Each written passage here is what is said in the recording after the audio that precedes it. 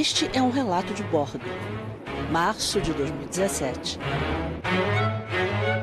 Vamos contar essa história movidos pela curiosidade, mas também pelos olhos bem abertos de repórteres. Esta é uma história particular, como um diário de uma semana em Tóquio.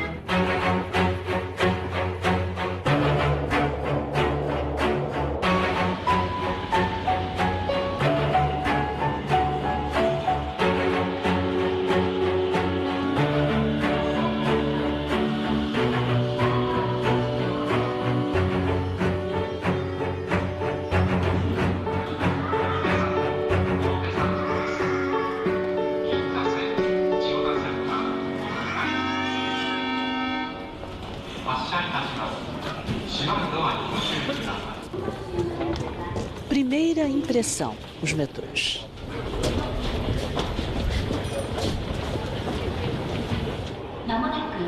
Há silêncio aqui e disciplina.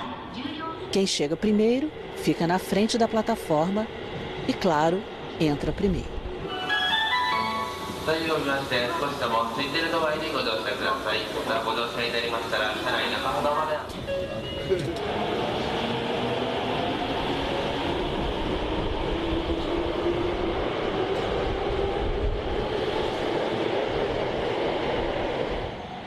O respeito ao outro é um ponto de honra desta sociedade.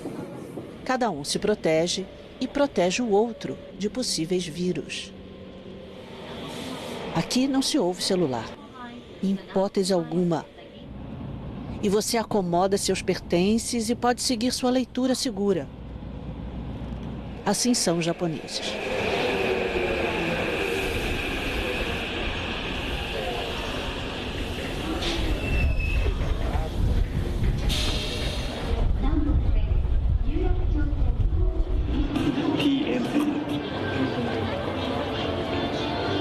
Aqui vivem 38 milhões de pessoas. Mas Tóquio não é uma cidade, é um conjunto de cidades. Vamos acompanhar as impressões do nosso jovem fotógrafo, meu companheiro dessa jornada.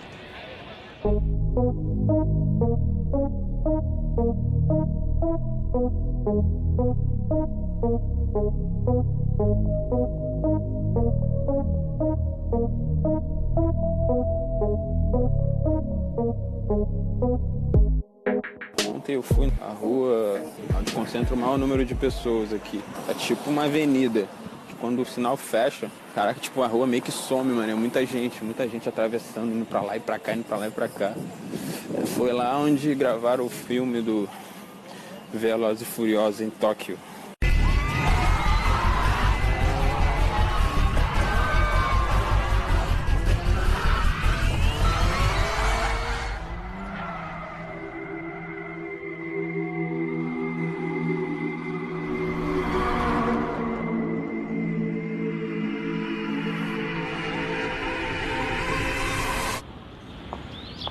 Japoneses são discretos, mesmo no luxo.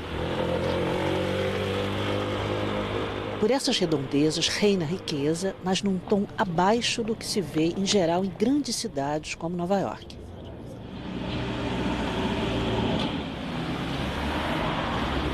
Nós estamos na rua onde tem as maiores grifes de Tóquio, elas se concentram aqui. Aquele prédio bonitão lá de vidro da Prada. E, tipo, é uma rua que meio que os caras ficam disputando, um tentando fazer o prédio mais bonito do que o outro. E essa competição, né, você já viu. É Tóquio que sai ganhando aí, ó. Olha o prédio.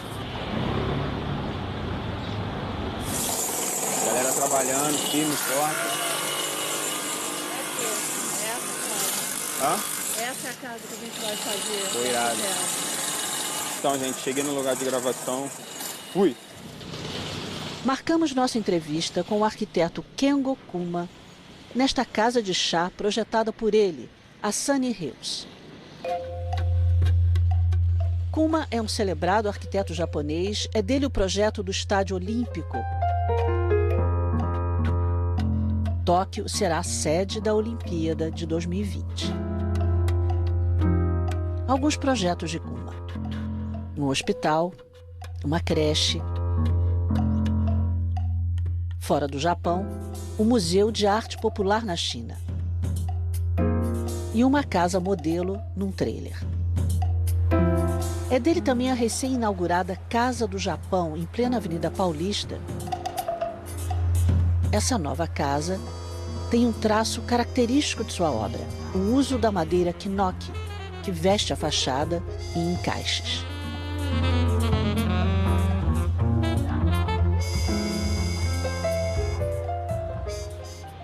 A Sunny Hills é também toda embrulhada na mesma madeira da Casa do Japão em São Paulo, uma espécie de cipreste, planta nativa do Japão. A casa é pequena, o primeiro olhar nos causa estranheza pela novidade, mas logo vamos descobrindo que a madeira faz um misto de aconchego e sofisticação. Vamos ouvir Kuma na companhia do brasileiro Pedro Herber, um apaixonado pela cultura japonesa, professor de literatura na Universidade Americana de Cornell. Indagamos como Kengo Kuma pensa a arquitetura num país que convive com terremotos e tsunamis. そうね、やっぱりね、僕人間っていうのはうまくいってる時はあんまり自分は変わることができなくて、やっぱりひどい目にあった時に人間って変われるもんだと思うんですよ。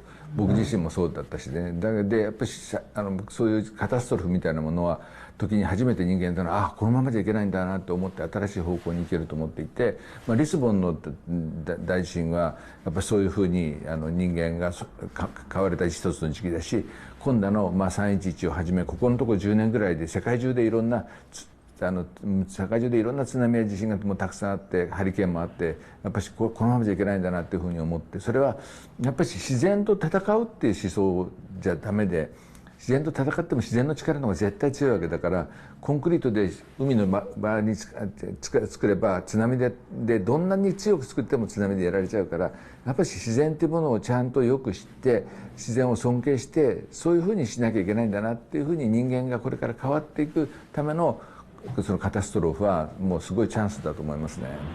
E por que a madeira?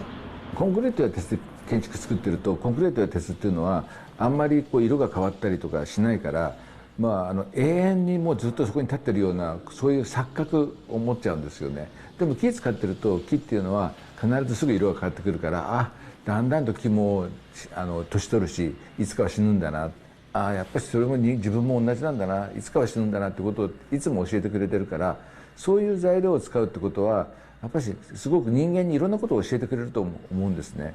だからそれは20世紀にコンクリートと鉄を使うことで人間が忘れてしまった死っていうことをもう一回人間に思い出させてくれるいいきっかけになるんじゃないかと思いますね。Seguimos caminho para conhecer o Museu Nezu, outra obra de Kuma.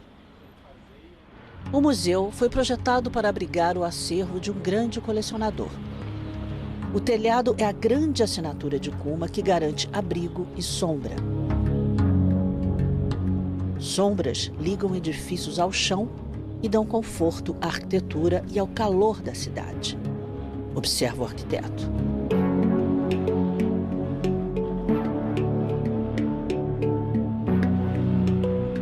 Kuma também nos ensina que na arquitetura japonesa o importante é o vazio.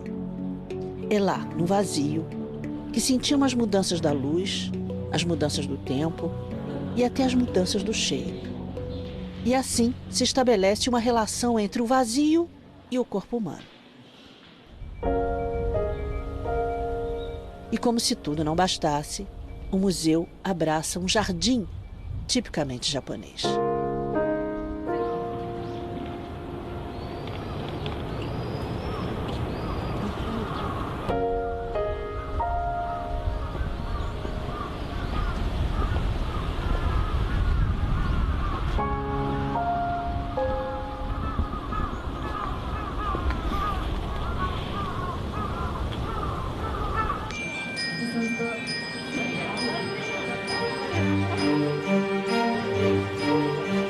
Tóquio é o exercício permanente para os olhos e, de repente, caímos neste clima aqui.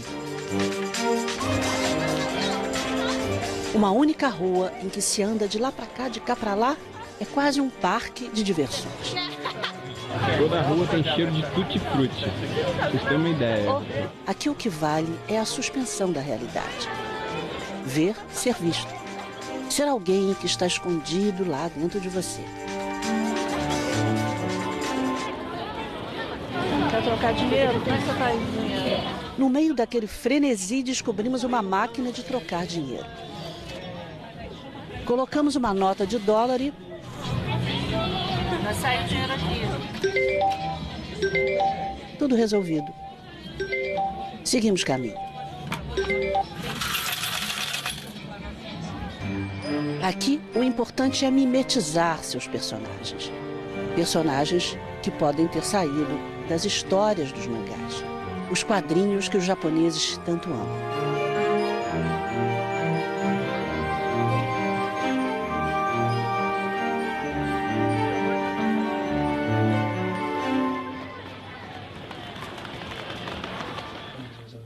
Fomos então ouvir um desenhista de mangás, um brasileiro imigrante. Esse aqui é o meu site, né? Mangá é um quadrinho feito com o espírito japonês.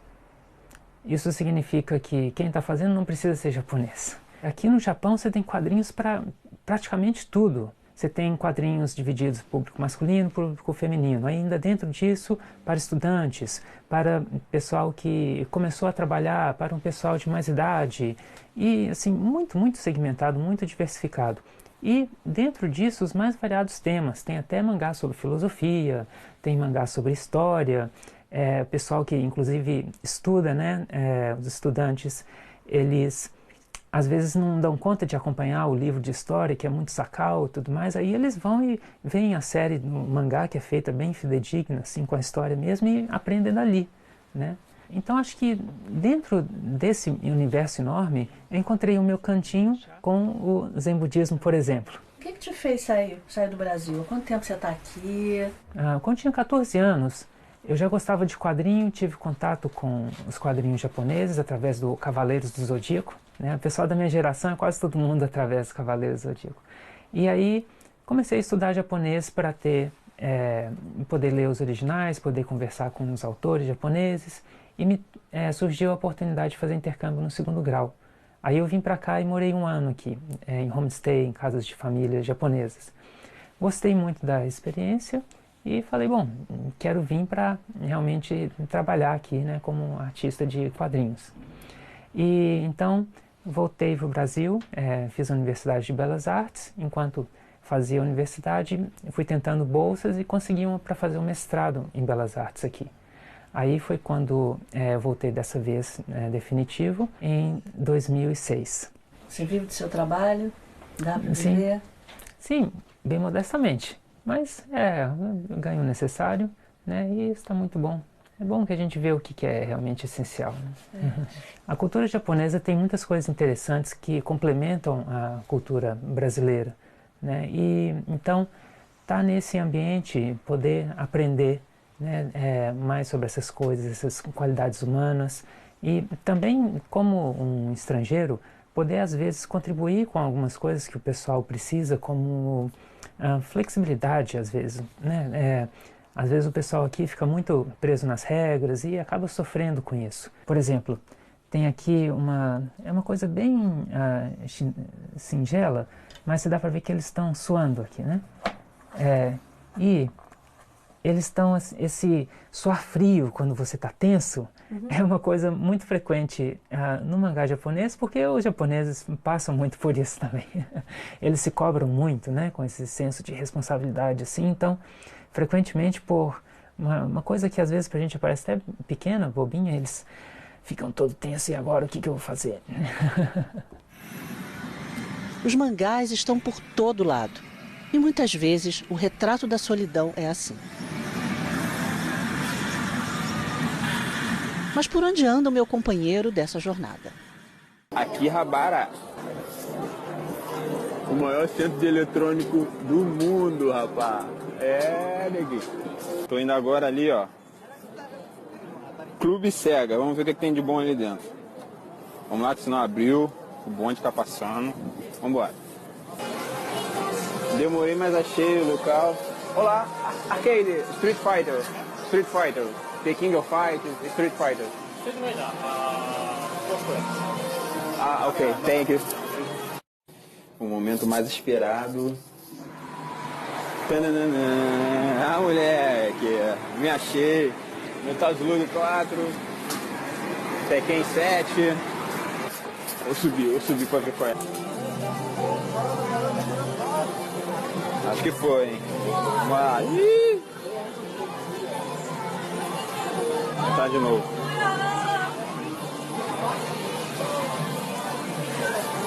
Acho que agora vai, hein? Não arrumei nada naquele, vou tentar nesse agora. Vamos ver se vai. Vamos lá, vamos lá, vamos lá. Vai, filho, vai. O gol, gol, gol. Vai. Consegui, ó. Demorei, mas consegui. Vamos embora pra cá. Vamos pro Brasil, moleque. Vamos pro Brasil.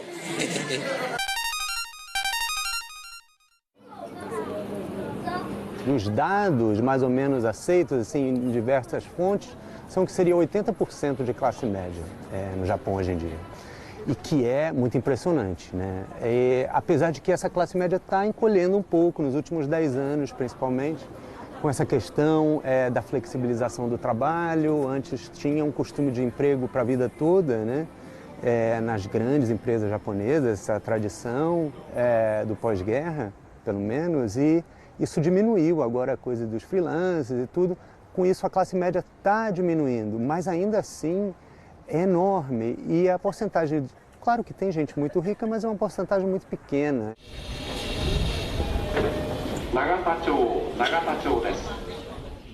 Pegamos um trem em direção à casa de uma importante fotógrafa japonesa.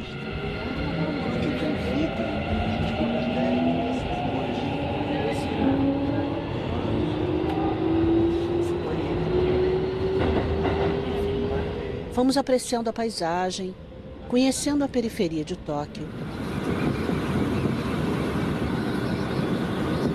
Essa contemplação foi nos levando para um outro clima, um outro tempo.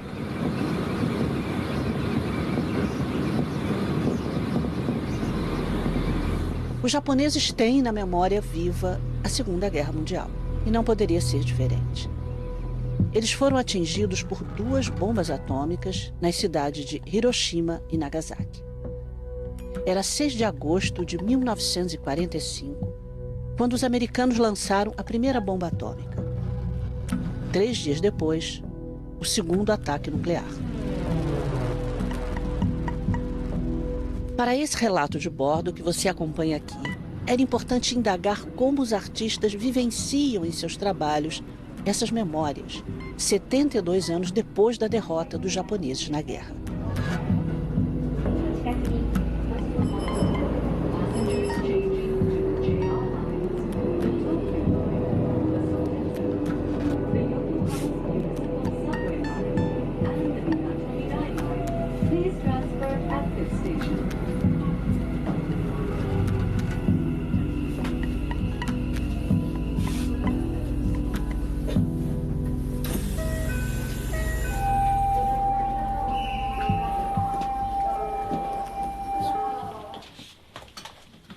A casa da fotógrafa Ishiuchi dá para um pequeno jardim. Isso é muito comum aqui. O clima é aconchegante, com muitas lembranças. O trabalho dela já percorreu importantes museus mundo afora, como a Tate Modern de Londres. Ela nos leva para um canto e nos mostra seus trabalhos.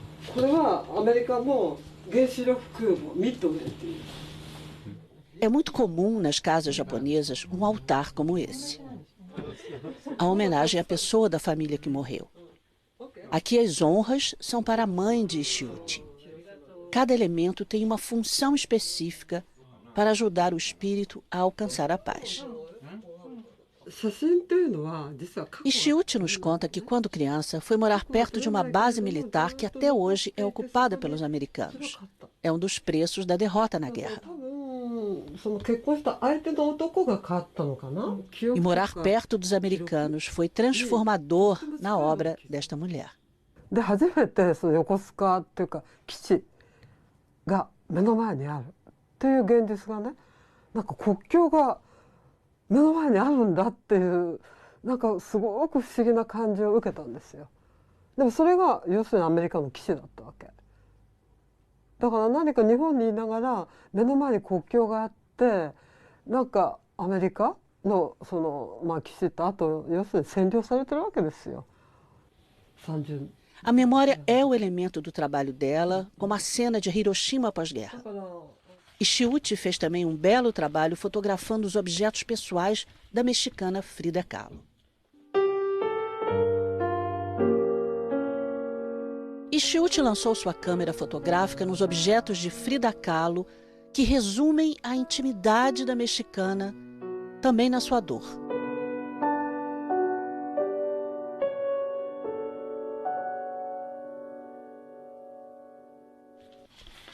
Nesse livro, Belongings, Pertences, estão fotos dos objetos pessoais, roupas dos sobreviventes da bomba de Hiroshima e objetos da mãe.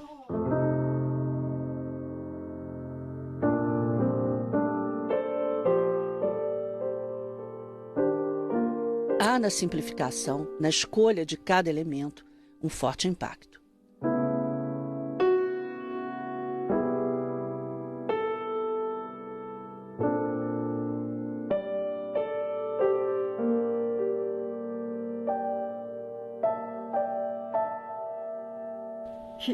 A artista nos conta como vê essa relação do passado com o registro fotográfico. だから私が今広島を撮っていたりフリーダを撮るっていうのは結局もうそれを着ていた人はいないけれども、その人たちのなんていうかな、匂いとかね、生きていた時の何かこう存在、肉体の形とかね、そういうものを着ていたものは体現してるの。だから私はもう人がいなくなってもある種の形見、その人の形みたいなことで遺品を取り始めていて、それはもしかしたら歴史とか過去、記憶。E a mulher? Que lugar a mulher ocupa na sociedade japonesa? だからやっぱり社会的な問題として女性という差別みたいなのはずっとありました。だからといってそれでめげる必要もない。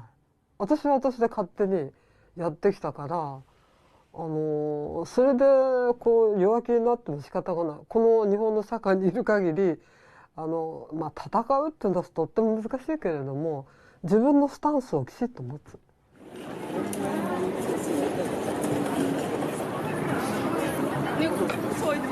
Uma coisa muito interessante que ela comentou é que, bom, as roupas que ela tira foto, elas estão todas no Museu da Bomba Atômica em Hiroshima.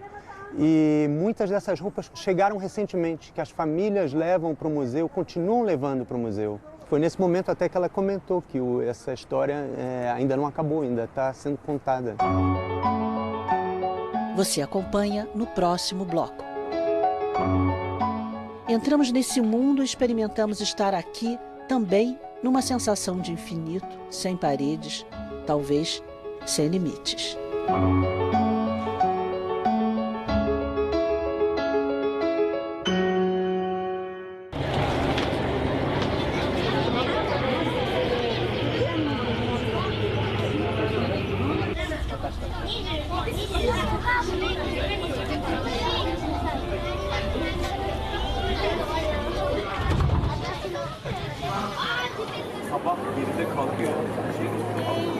As mulheres ainda não são protagonistas na cena japonesa, nem como força de trabalho, nem muito menos em cargos de chefia. E talvez por isso, as japonesas não andam muito animadas em ter filhos. A taxa de natalidade é uma das mais baixas do mundo e a de longevidade uma das mais altas. Mulheres, em geral, vivem até os 90 anos e os homens até os 85.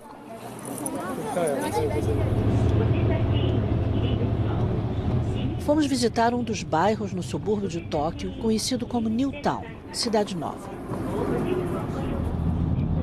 Bairros como esse foram construídos a partir da década de 1960, planejados para receber os baby boomers, pessoas nascidas a partir do pós-guerra, a partir de 1946. Essas cidades eram como um novo símbolo de modernidade de um país derrotado na guerra e que precisava se reinventar. Hoje, os baby boomers já passam dos 70 anos, estão aposentados e essas novas cidades vêm mudando de feição.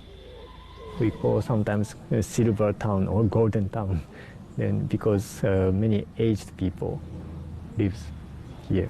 Then now the population is very getting older, hyper aging. Then this is the very symbolic area because it looks very nice, but we have many problems in this area.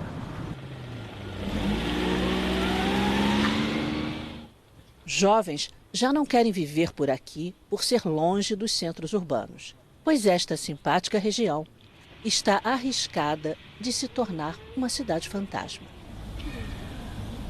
Por aqui, muitos idosos aparentam vitalidade, mas os japoneses sabem que terão que enfrentar vários desafios para cuidar e manter financeiramente a sua população idosa, que é cada vez maior.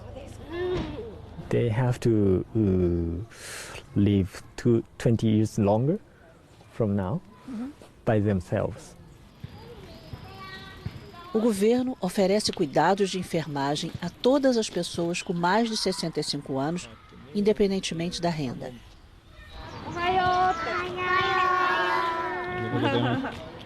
Mas numa economia estagnada e com baixa taxa de natalidade, cuidar dos idosos é um grande desafio a ser enfrentado pelas novas gerações que já estão pagando a conta. E essa conta só tende a aumentar.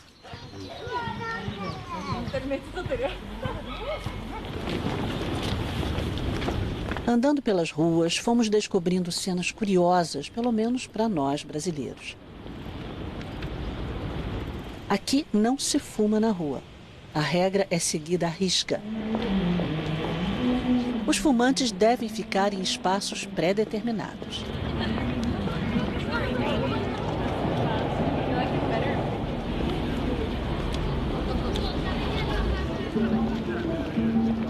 Pois a 2 passos dali, bem pertinho do vai e vem, fomos visitar um templo shintoísta.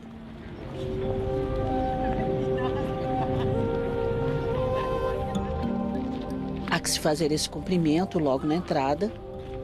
E fomos seguindo um outro ritmo no templo Meiji, construído em homenagem ao imperador Meiji. Esses barris são doados por produtores de sakês como oferendas.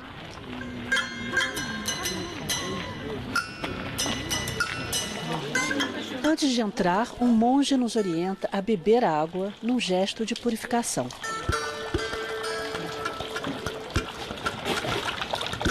Esse lugar me pareceu excessivamente turístico. Um pouco distante da expectativa que nós, ocidentais, temos em relação a um templo para meditação. O shintoísmo cultua a natureza, formada sobretudo por mitos que explicam a origem da vida, por exemplo, sem dogmas, sem escrituras de leis.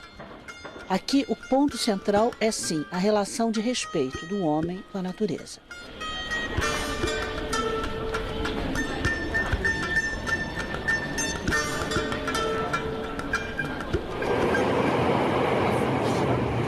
Sorte é um componente importante, sim, para repórteres em primeira viagem ao Japão como nós. E tivemos a chance fabulosa de poder ver a exposição da mais importante artista viva japonesa, Kusama.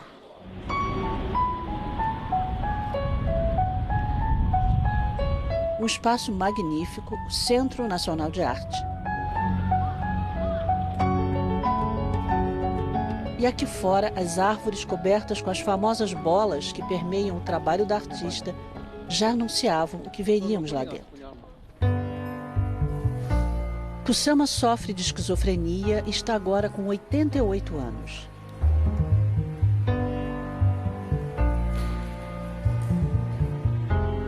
Uma peça rara é essa pequena tela, talvez a primeira tela. Kusama, ainda menina, conta que começou a ter alucinações, via flashes de luz, espaços repletos de pontos.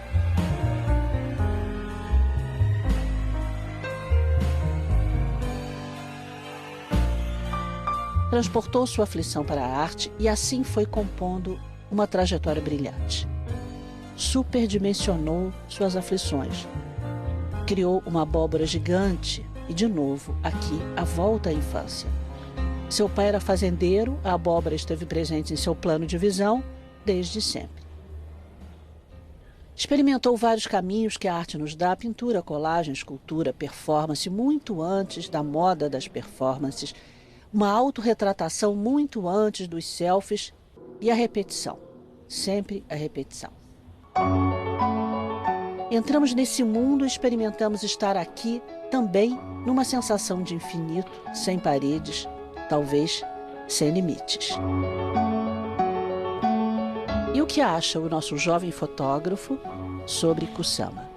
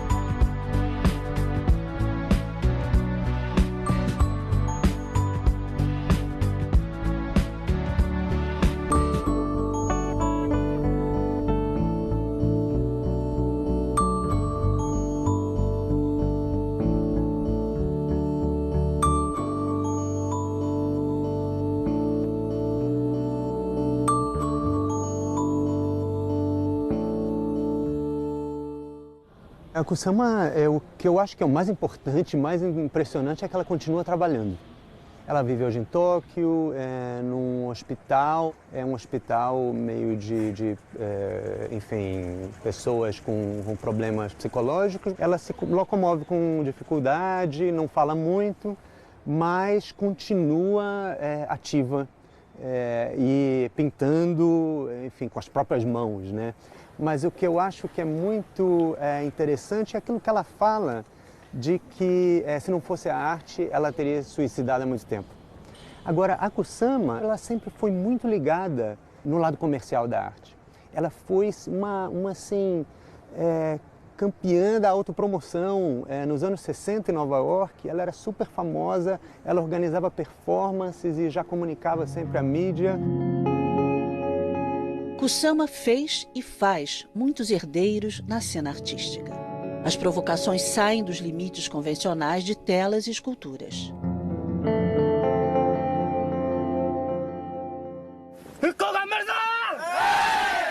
Fomos ouvir um grupo de jovens artistas, o Timpon.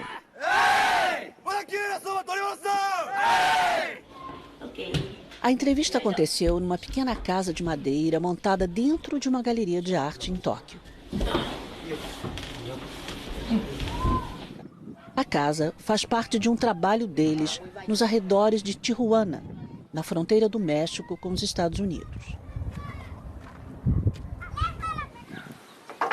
O grupo construiu a casa numa árvore para observar o outro lado da história, o território proibido a mexicanos, e de lá foram registrando os acontecimentos.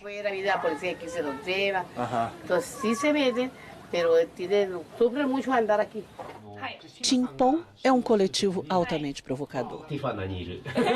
Eles já estiveram em São Paulo a convite da Bienal e nos receberam com as recordações do Brasil.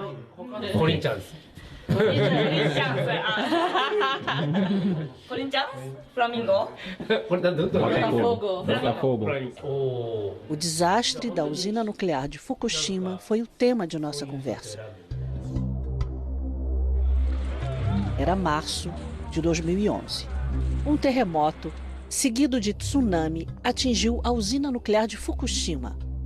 Foi o maior desastre nuclear desde Chernobyl, na Ucrânia, em 1986. O governo japonês resistiu em admitir a gravidade do acidente nuclear. Mais de 15 mil pessoas morreram vítimas do terremoto e tsunami. E 347 mil pessoas perderam suas casas.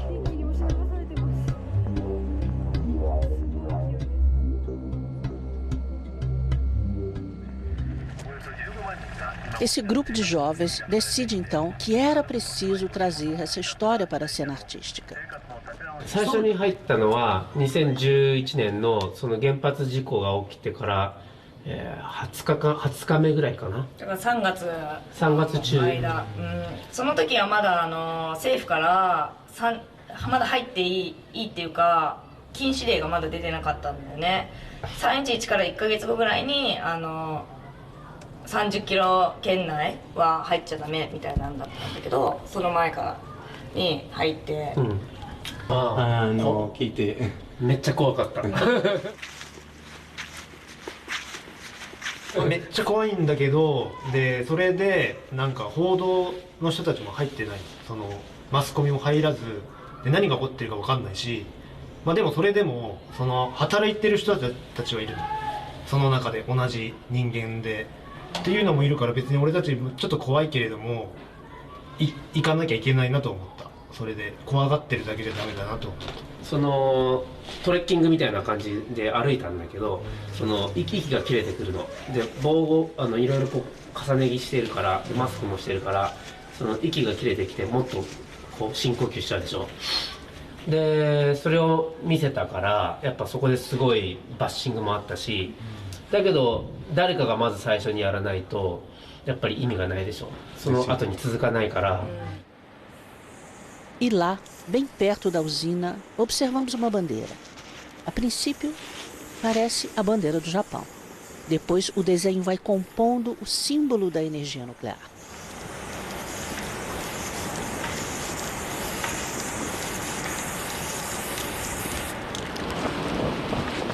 Estava posta ali a mão do coletivo Timpon.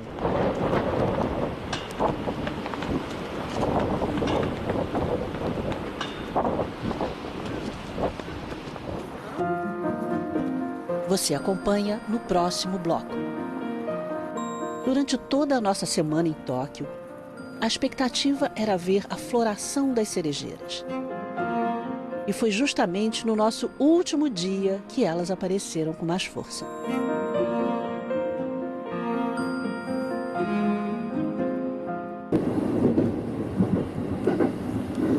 Uma coisa que impressiona muito é o sistema de trens, por exemplo, né? A cidade tem 38 milhões de pessoas, para começar, e tem 158 linhas de trem, exploradas por umas 48, quase 50 companhias diferentes, com 2.200 estações. O policial que só serve para dar informação. Tipo, não vi ninguém fazendo nada até agora. A gente anda pelas ruas e vê assim umas muretas baixinhas, as casas mantendo a sua privacidade, não é? Mas ao mesmo tempo sem medo. Exatamente, é verdade. Isso é muito impressionante, né? Assim, eu acho que a proteção aqui é principalmente uma proteção da privacidade, muito mais do que uma proteção contra roubo. Inclusive, os dados da segurança também, tem um dado que eu acho muito interessante, todo ano cerca do que seriam 100 milhões de reais são devolvidos à polícia de dinheiro que foi achado na rua. O total disso é 100 milhões de reais. E desses 100 milhões, cerca de 80 milhões chegam de volta às pessoas que perderam. Então aí você tem uma ideia do nível de segurança, quer dizer, ninguém vai ficar procurando, botando a mão na sua carteira para roubar se até o dinheiro que é achado na rua é devolvido. 70% do que eu comi eu gostei. Estou sentindo um pouco de falta do nosso feijão, mas estou me contentando com lá. Pô, tu come, tu fica tipo 3 dias sem comer, que é muito bom. Fomos conhecer um jovem cozinheiro que mora perto de Tóquio. Mas antes de irmos ao restaurante onde ele trabalha, Kento nos convidou a conhecer a casa dele.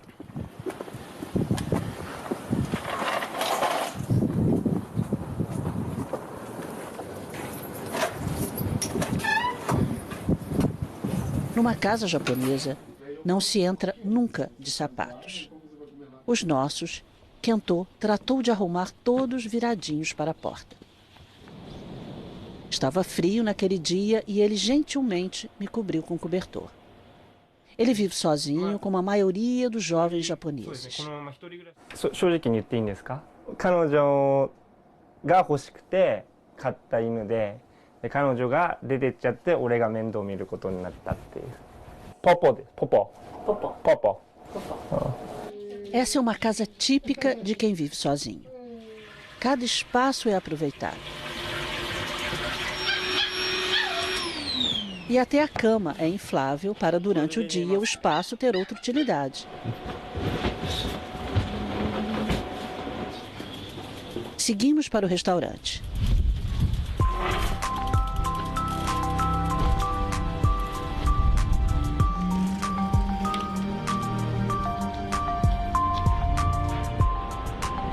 Kento vai nos preparar um lamen, um prato muito popular aqui. Compramos uma ficha, o prato custa o equivalente a R$23.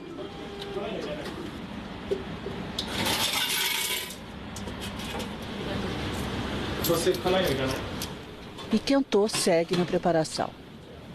O caldo do lamen é o segredo da história. O preparo é meticuloso. O lamen tradicional leva ossos de porco e galinha que ficam cozinhando durante horas até chegar a essa consistência.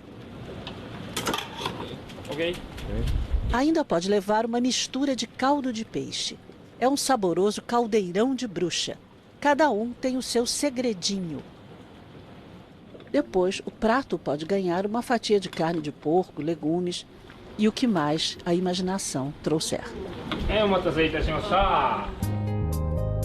E nessa semana em Tóquio, provamos legumes frescos da primavera, sashimis, doce de chá com sorvete e calda de chocolate, jujubas, doce de cereja e fomos compartilhando a mesa com essa gente cordata.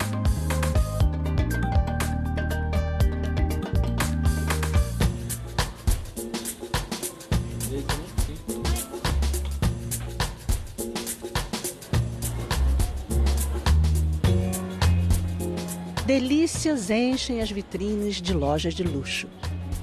E japoneses chegam ao requinte tecnológico de cultivar melancia quadrada e presentear com essa caixa com melão, manga e mamão, que custa o equivalente a R$630.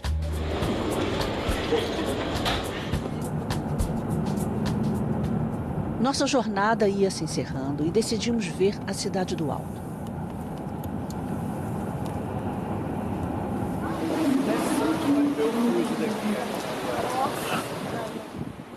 A famosa aranha da artista francesa Louise Bourgeois nos recebe nesse jardim.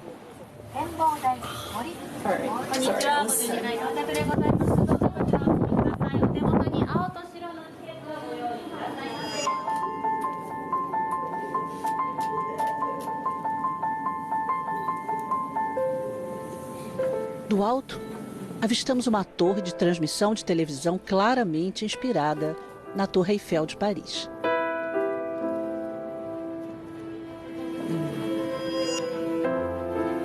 O dia vai escurecendo e ver Tóquio pulsando lá embaixo nos ajudou a ordenar tudo que vimos durante nossa jornada de uma semana.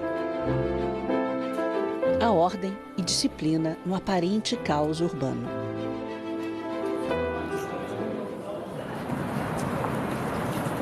Durante toda a nossa semana em Tóquio, A expectativa era ver a floração das cerejeiras. E foi justamente no nosso último dia que elas apareceram com mais força. Parecia um cartão de despedida, no último dia. Fomos a um parque acompanhar a celebração com os japoneses.